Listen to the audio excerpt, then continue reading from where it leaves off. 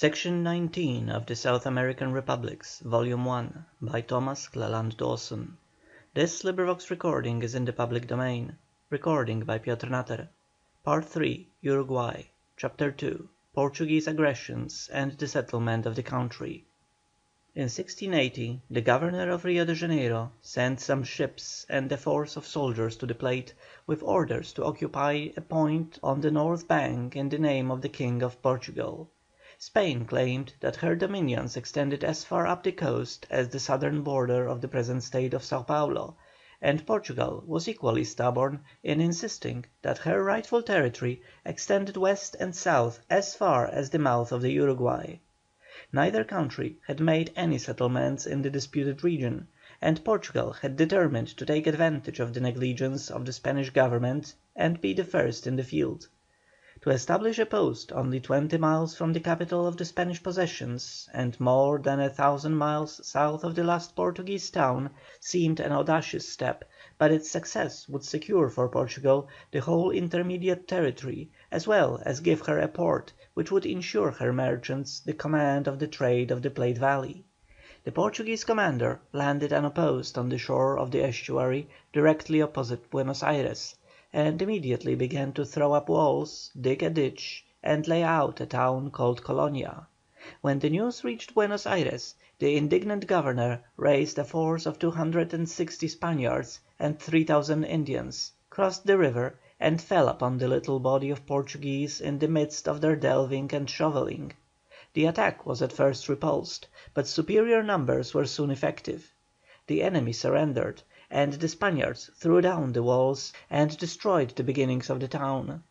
The Portuguese Government protested, claiming that the Governor's action was a wilful and inexcusable aggression against the forces of a friendly power operating in territory which had never been occupied by Spain. The Madrid Government disavowed the act, and the Portuguese resumed possession of Colonia in 1683.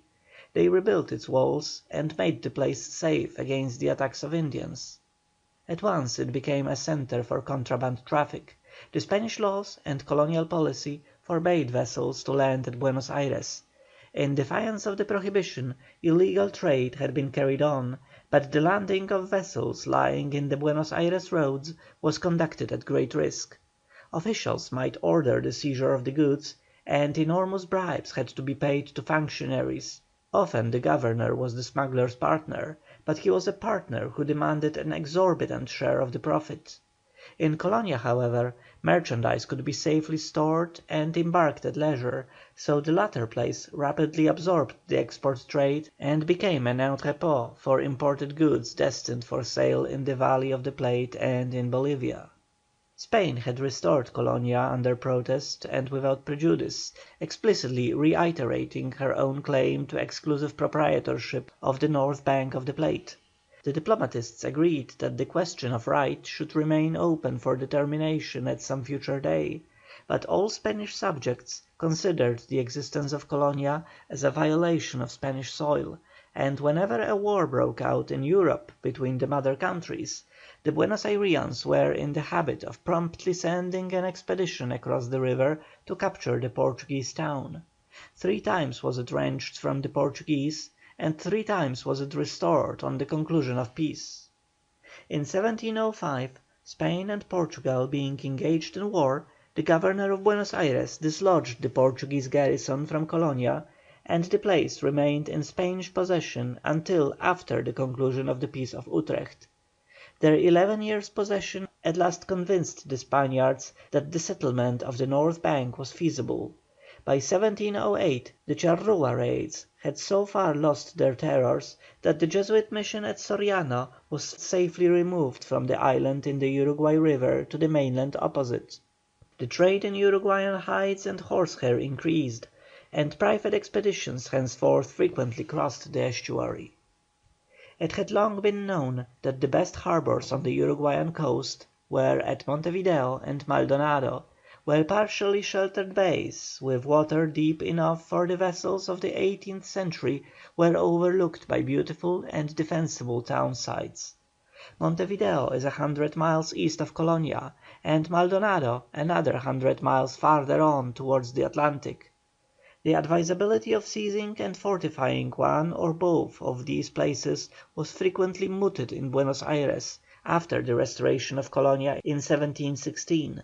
Nothing, however, was done until 1723, when word came that the Portuguese had again anticipated the Spanish authorities, and had occupied and begun to fortify Montevideo for themselves. The Governor of Buenos Ayres immediately sent an overwhelming force, which compelled the Portuguese to retire. This time neither dilatory diplomacy nor official ineptitude prevented his doing the right thing to save Uruguay to the Spanish crown, and the following year he finished the Portuguese walls at Montevideo, and in 1726 the ground plan of a town was laid out and a few families were brought from Buenos Ayres and the Canary Islands. Within a few years there were 1,000 people in the place, and it had been surrounded with walls and defended by artillery. 4 years later Maldonado was established. No serious trouble was experienced with the Indians at either place, and the Spaniards began to spread their ranches over the neighbouring south eastern part of Uruguay.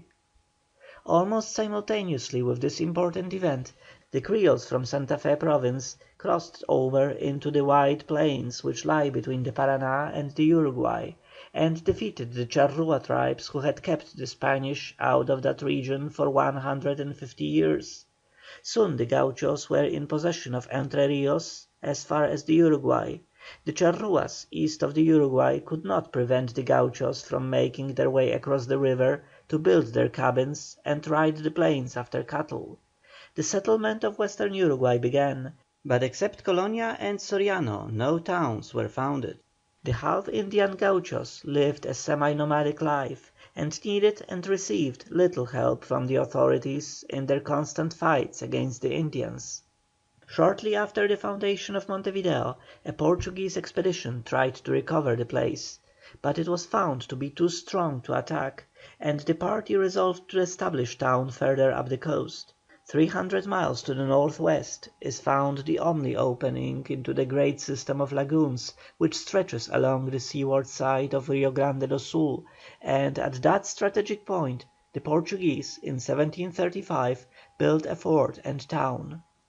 By the middle of the 18th century the situation between Spain and Portugal in the whole region between the Plate, the Uruguay, and the sea had become very strained. Colonia was completely isolated, and the Spaniards controlled all the rest of Uruguay's western and southern waterfront. The Portuguese settlements in the seaward half of Rio Grande were prospering and multiplying, soon to furnish thousands of gauchos, as ready as any who rode the Argentine pampas to sally forth for war and plunder. The territories which the Jesuits had held for more than a century on the east bank of the upper Uruguay lay directly back of these Portuguese settlements, and was more easily accessible than from Montevideo. In 1750 Spain agreed to exchange the 7 missions for Colonia. The Portuguese promptly took measures to secure the ceded territory, attacked the Indian villages, and massacred or drove off most of the inhabitants. The Jesuits vigorously protested, and outraged Spanish public opinion demanded the abrogation of the treaty, so a few years later the desolated territory was restored to Spanish possession and Colonia remained Portuguese. In 1762 Spain and Portugal were again engaged in war, and the Governor of Buenos Ayres attacked Colonia with a force of 2,700 men and 32 ships. The fortifications were strong, and the Portuguese offered a tenacious resistance. After a well contested siege the place surrendered, only to be given back to Portugal the ensuing year. Meanwhile troops had been sent up from Montevideo against Rio Grande, and the Portuguese settlers driven back to the north east corner of the state, only to rise again when the Spanish troops were gone and to begin a guerrilla warfare which never ceased until they had regained their towns. The 18th century had entered on its last quarter before the Spanish Home Government took any real steps to drive the Portuguese out of Colonia and to reclaim the disputed territory as far north as Sao Paulo. The Atlantic slope of Spanish South America was erected into a viceroyalty, and in 1777 the greatest fleet and army ever sent by Spain to America reached Buenos Ayres under command of the new Viceroy. The Portuguese had no forces able to cope with his army and fleet, and he carried all before him. The island of Santa Catarina in the north of the disputed territory was captured, Colonia was taken, and an army of 4,000 men started on a triumphal march north westward to sweep the Portuguese from the coast. The Spaniards were at the gates of Rio Grande when news came that peace had been declared. Orders from home compelled the Viceroy to stop his northward progress, while the diplomats agreed on a division. The Treaty of San Ildefonso in the main gave each country the territory its citizens actually occupied. The 7 missions remained Spanish, and the Portuguese were deprived of the southern half of the Great Lagoon and of Colonia. Santa Catarina was restored, and the right of Portugal to the vast interior and to the regions of the Upper Paraná and Paraguay were confirmed. Rio Grande remained Portuguese, and Uruguay was assured of being thenceforth and forever Spanish in blood and speech. Section 19.